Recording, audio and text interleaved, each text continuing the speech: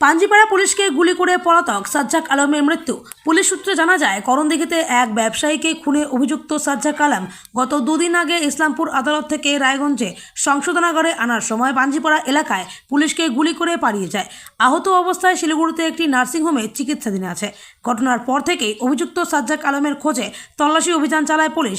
শনিবার ভোররাতে গোয়ালপুকুর থানার কিচকটোলা এলাকায় সাজ্জাকের সাথে পুলিশের গুলির লড়াই হয়।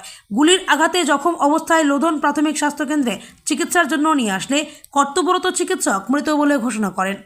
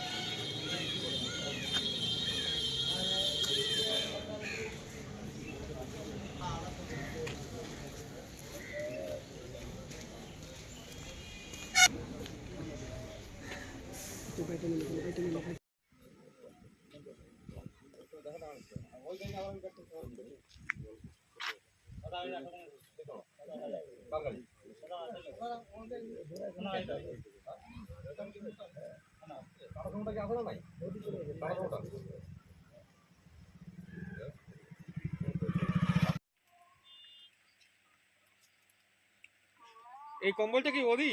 হ্যাঁ, আরে কম্বল তো আমরা ধরে নিয়েছিলাম ওখানে সবাই। আরে ছিলাম ওই রাস্তায়। আরে আমাদের আইসে গাড়িগুলো ধোঁয়া ফোঁয়া করে সব চলে আসলো বল। কতটাই আমরা আমি চেনা গেল না চলে গেলে